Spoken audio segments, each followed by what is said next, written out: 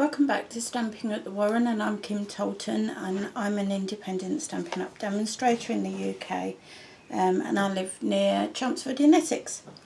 And today I'm going to be showing you how to make a tissue box cover for a 6-inch box, because I mean this one's actually really quite pretty. This is a own brand box.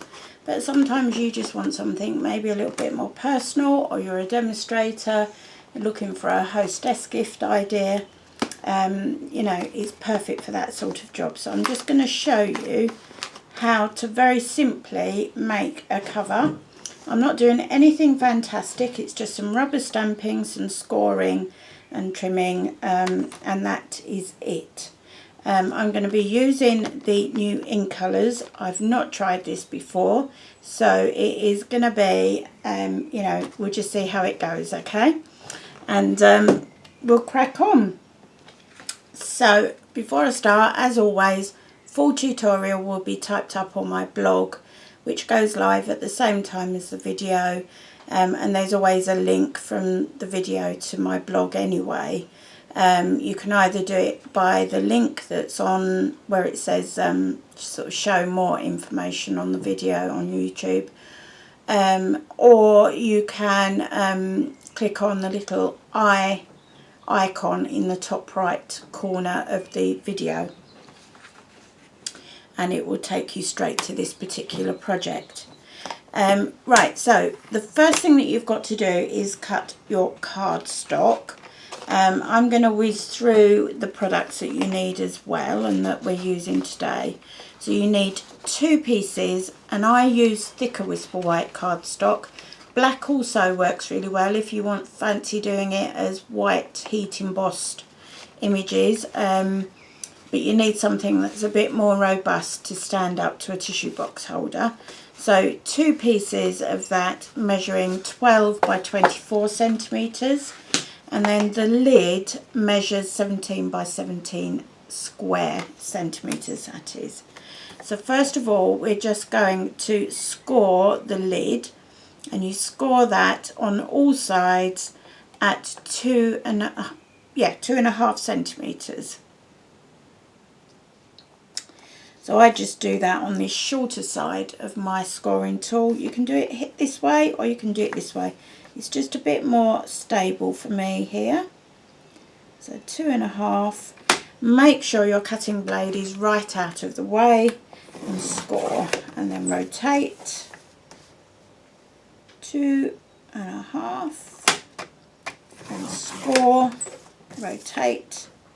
2.5, score, rotate, and again 2.5, and score. And then your 2 end pieces both need to be scored at 1 centimetre and 11.5 centimetres. So again, the 1 centimetre can be done at this end, and then the 11.5 we do 1 and 11.5. So I should have done it this way, 1 and 11.5, and then both are identical. So she 1.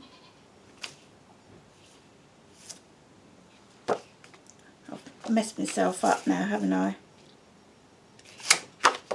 1, 11.5.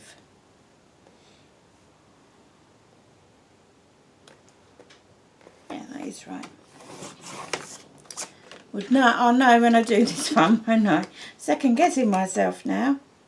So 1 and 11.5. So both of these should be identical, and I'm just going to check because I second guessed myself there. No, we're fine. Yeah, absolutely fine. So that is all the scoring done and dusted and out of the way. Put my trimmer down. You just want your bone folder and just go round and burnish all of those folds. Just because it's prettier, I always work so that I'm folding so that the ugly ridge is on the inside. Use your bone folder to get a nice crisp fold, and you'll find that you get a nice edge there. If you do it the other way, you tend to get the cardstock fractures and doesn't look quite so pretty. Just go all the way around. And that's your lid, and then your base pieces. You just want to again score so that the ridge is going to be on the inside of the box. And again there. And then this piece here.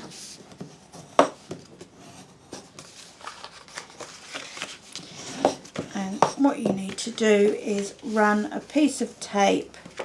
So this will be a fold flat box essentially. So you're running a piece of tape once it's folded over. Does that make sense? So that's opened out. You want to fold it over and just get your tear and tape.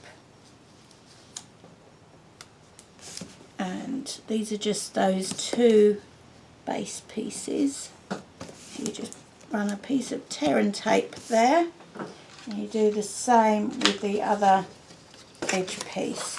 So have it open with the inside facing you. Fold over that 1 centimetre piece. Pop, oh, pop your tape down. Run it down, and there you go. Just need to take a piece off there. Went a bit too long. So then you've got two pieces that have got tape on and your lid. So next job, you just need a ruler. I always prefer metal rule or metal rulers because I just think that they are safer and just a bit more robust to hold. And you're just going to do a rough cross in the middle.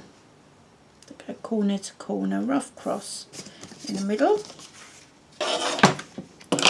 And then I'm using an oval framelit, and what you will find is you will need to fold these two sides in when you cut.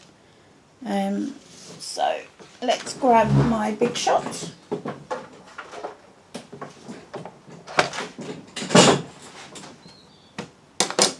Need the other cutting plate. Right, so pop your die on and line up so it's fairly central, and then you just need to fold those two sides in, otherwise it won't go through the big shot. Pop your top cutting plate on. I'm using the magnetic platform, but obviously if you haven't got a magnetic platform you can use a multi-purpose platform with all the tabs shut. And there's a piece you've cut out, and that's the lid. So just pop my big shot back and bring it in. So there is your lid with your oval cutting. So the next job to do is to start stamping, and we're going to be using, as I say, the different ink colours, and I'm going to put quite a heavy design onto this particular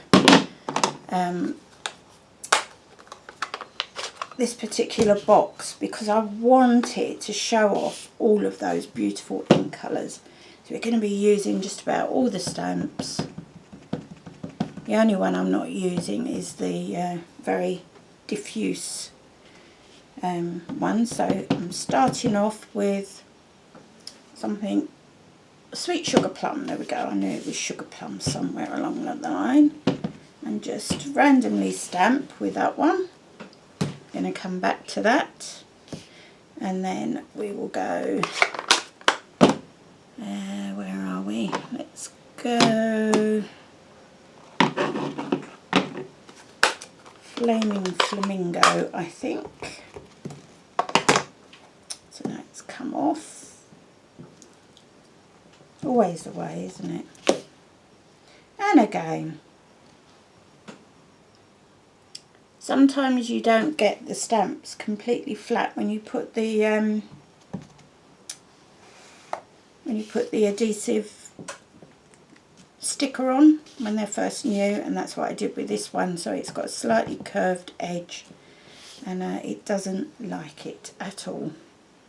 Right, we'll get the lid done first, I think, and then we'll go Emerald MB, because there is a sort of star shape, and this is so juicy. We can go first, second, third generation stamping here. Make sure you're going off the page as well, because it just gives a much nicer end effect. And these will all sort of blend together, but if you're a demonstrator, and that's what I was making with it in mind, but obviously it's not restricted to a demonstrator. You don't have to be thinking from that perspective at all, but that was what I was thinking when I was doing this. So I'm now going Dapper Denim, again a very juicy ink pad that will go first, second, third, fourth generation stamping even.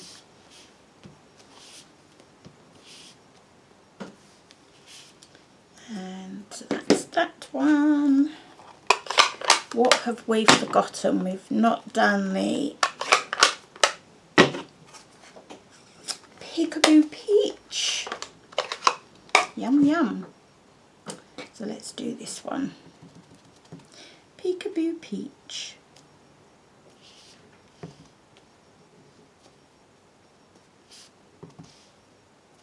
It looks like, to me, I don't know about you, to me it looks like a fruit salad. Is that just me and my creative brain sort of working overtime here? Maybe it's... Don't say anything if it is. It just reminds me of cocktail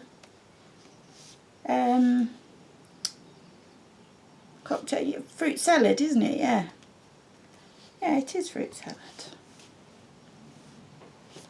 There, look at that. Isn't that super?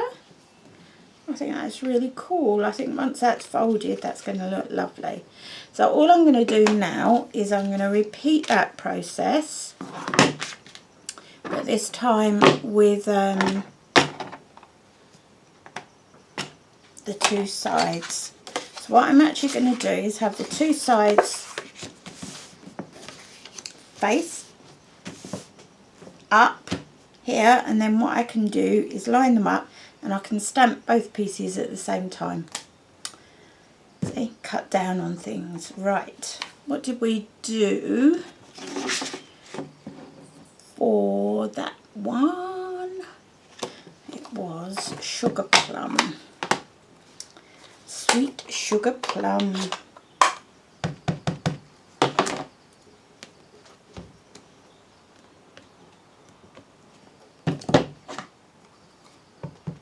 You can see this one only goes to about third generation stamping, and then the ink's pretty much washed off, whereas some of the others are a lot more juicy.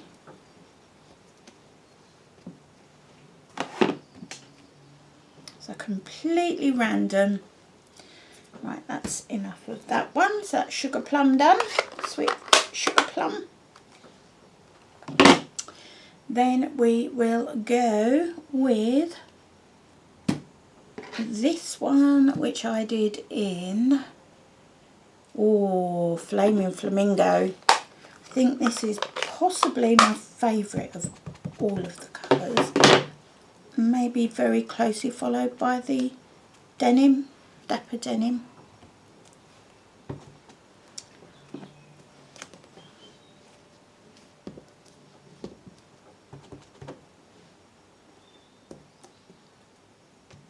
and don't think about what you're doing, because if you overthink what you're doing and try to be too precise, it just doesn't work. You have to be quite completely random, and I know that goes against the grain with an awful lot of card makers. I was like that, I have to say, when I was first a demonstrator. And I was doing the cards. I'd been brought up to cut and paste the old way with a scalpel, use as a spray adhesive because I worked for my father's reprographics company.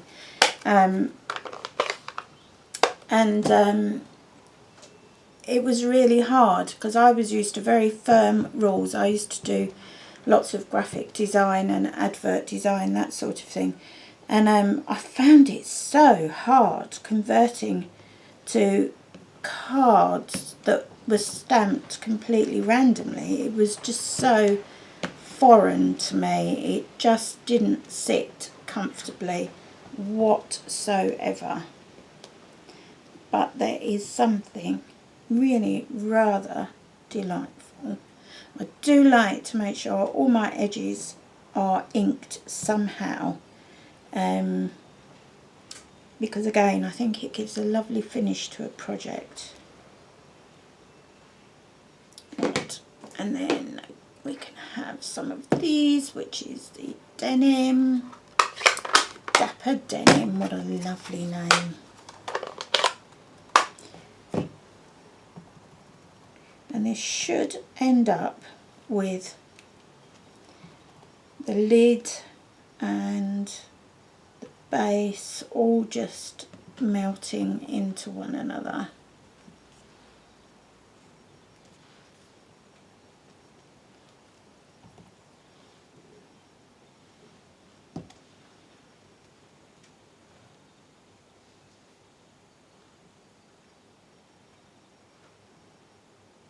Just trying to find some holes. There we go. And then finally we are back to Peekaboo Peach, and that one is the, have I already got, yes, I've got it in front of me, look. And just the same, just sort of filling in with this, letting stamping several times so the colour completely bleaches out, and then it will just blend in with everything else and creates almost like a background effect. So you can't necessarily make out on all of them that it is a flower that you're stamping. So it just creates part of that background. Allow the stamps to overlap.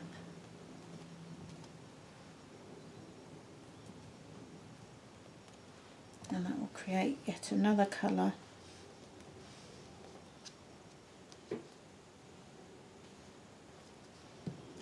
There you go. And now I think these colours are so bang on trend at the moment. If you look at all the stars, pop stars, etc., and it's, to me, it reminds me of the 70s when I was a kid. And everything is just very vivid and very stylised, and yeah, I think it's absolutely bang on trend. So that is your two edges, and now we need to make these two edges into a single piece. So you just want to remove the tape here, just along one edge to start with. There we go. And you want to make sure that this end is on here, and you're just going to open that out and rub it together, and then you should be able to do this so it comes in there. So take this piece off, fold it flat, and those two edges come together, and that's your base. Let's make sure we've got it right. There you go. And then your top, what you need to do now is we just need to trim these corners. So the edges we're doing is here and here, here and here. So you're just trimming away, you're notching it out.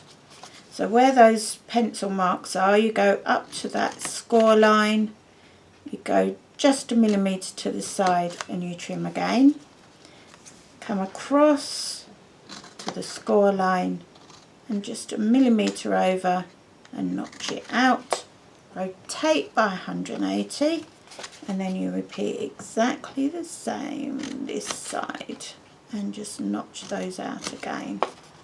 And it just, notching them out just takes away that ugly crease, and it allows the boxes to have a little bit of leeway when you're making them, and it leaves them looking much more finished and tidy. Just remove those little bits that you've notched out. There we go. And here we come with some Tombow. Tombow is by far and away the easiest. You could try tear and tape, or even fast fuse probably, but for me, box making, it has to be, for this type of box, it has to be Tombow, because you get that 2-3 seconds where you can move things around and make sure that those edges are nice and square. Pinch it and it will only take, as you know, literally a couple of seconds just to be set in place. Move to the next corner, bring it together. If you get Tombow on your fingers, just give it a rub. Probably will, your fingers will probably go black, but not permanently, honest, not permanently. And we just keep going round.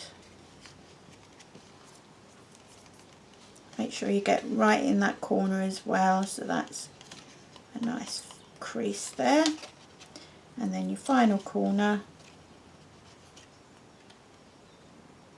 There you go.